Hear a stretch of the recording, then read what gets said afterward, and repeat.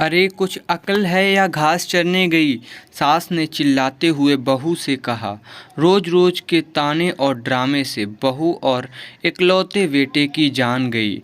बहू ओ बहू, कहाँ मर गई? कमला ने आवाज़ लगाई।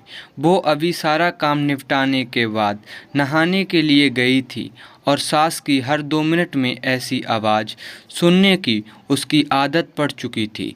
जरा सी नज़रों के सामने से हटी कि सास चिल्लाना शुरू कर देती। इस बार आवाज़ कुछ ज़्यादा तेज थी, कोई अनहोनी न हो गई हो। उसने जैसे तैसे अपने ऊपर 2 मग पानी डाला और कपड़े पहनकर बाथरूम से दौड़ते हुए सास के कमरे में पहुंची।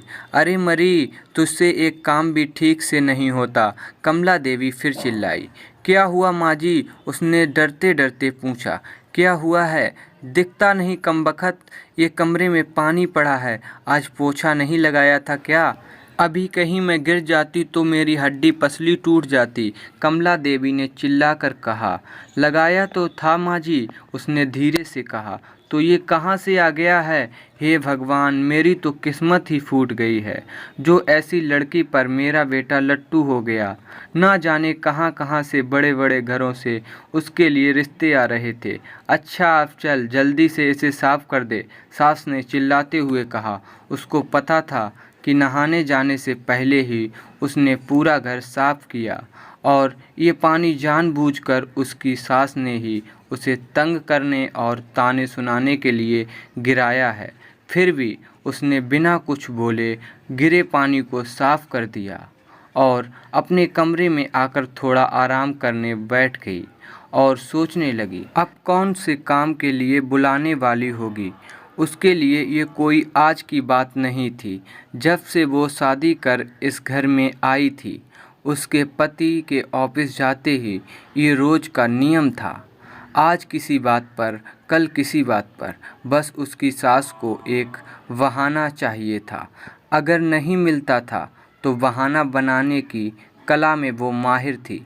इस रोज़ रोज़ की चिक चिक से अक्सर वो तंग आ जाती थी, पर कुछ पति के प्यार, कुछ सास की उम्र और कुछ घर की नई बहू होने की वजह से सब बर्दाश्त कर रही थी। उसे खुद ही समझ नहीं आ रहा था कि उसके खुद के वजूद में इतना परिवर्तन कब और कैसे आया। उसको यह भी याद नहीं कि कब उसके अपने घर में उसकी माँ या पिता ने कभी उससे ऐसे सुर में बात की। अपने कॉलेज और स्कूल के समय तो वो बिंदास लड़कियों में से एक थी। पूरे स्कूल या कॉलेज में कहीं भी किसी के साथ कोई गलत बात होती थी तो वो लड़ने के लिए सबसे आगे खड़ी मिलती थी। किसी के भी हक के लिए वो पूरे सिस्टम से लड़ जाती थी। पर आज अपने ही खिलाफ हो रहे अन्याय को चुपचाप सह रही थी।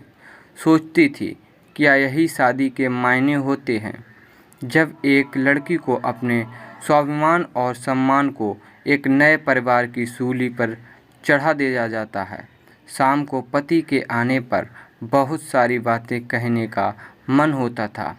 एक दो बार कही भी थी, पर एक तो थके होने से वो इस पर ज़्यादा ध्यान नहीं देते थे और फिर अपनी माँ के खिलाफ वो एक भी शब्द नहीं सुन सकते। उनकी माँ भी अपने बेटे के सामने उससे बड़े दिखावे के साथ बात करती थी। जैसे ही मेरा बेटा घर से बाहर निकलता था, उसके तेवर बदल जाते थे, जो उसे समझ में ही नहीं आता था कि एक इंसान पल भर में 2 तरह के व्यवहार कैसे कर सकता है। कमला देवी को सबसे ज़्यादा तकलीफ़ तो उसकी शादी में मिले दहेज से थी, जबकि उसके माता पिता ने अपनी हैसियत से बढ़कर उसकी शादी में खर्चा किया। लेकिन दहेज में या दूसरे से कुछ भी मुफ्त में मिलने की उम्मीदों और अभिलाषाओं का अंत नहीं होता।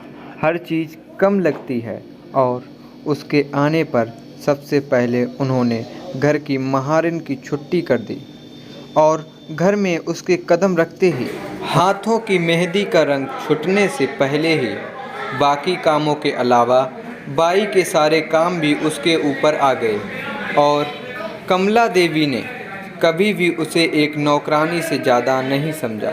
कुछ ऐसे ही ज़िंदगी कट रही थी। उसकी रोज़ कोई ना कोई नया बखेड़ा होता था और वो रोज़ शांतिपूर्वक उन्हें संभालने की कोशिश करती हुई सोचती थी कि जल्दी ही उसे अपने पति और सास के साथ बैठकर शांति से इसका हल निकालना पड़ेगा। पर बस रोज़ ही ऐसी दिनचर्या में सबके साथ बैठकर बात करने का समय नहीं मिल पा रहा था। एक दिन वो रोज़ की तरह सुबह झाड़ू लगा रही थी जब कमला देवी अपने बिस्तर के किनारे बैठी स्वेटर बुन रही थी। अचानक जैसे ही वह झाड़ू लगाते लगाते उसके पास पहुंची, उसने बिना कुछ देखे बहू को जोर से लात मारी और चिल्लाई, अरे कुछ अक्ल भी है या घास चरने गई है? जब मैं कुछ कर रही होती हूँ तभी तुझे काम सूझता है। अभी ही मेरे कमरे में झाड़ू लगानी थी।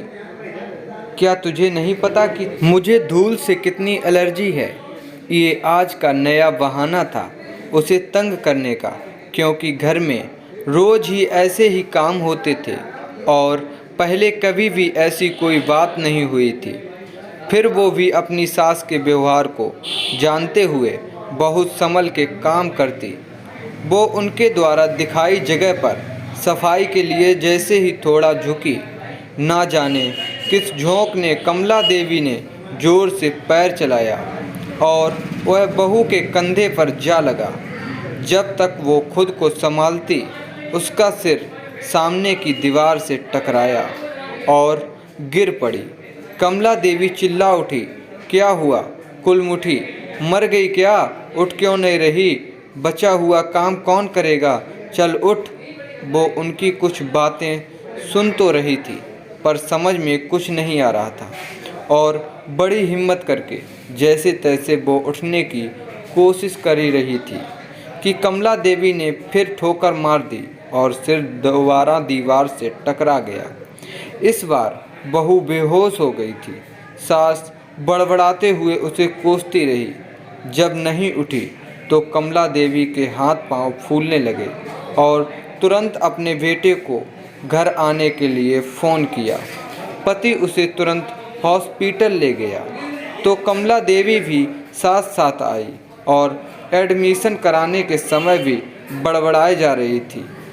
सब पता है इसके क्रिया चरित्र का, सब करके कराने के और मुझे तंग करने के नाटक हैं इसके, जिसने घर में कोई काम ना करना पड़े और हम सब इसकी सेवा करें। यूँ तो उसका बेटा काफ़ी दिनों से घर में जो चल रहा था।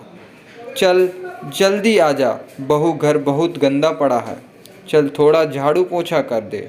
फिर उसी लय में रोते रोते उसकी आवाज़ सुनाई पड़ती थी।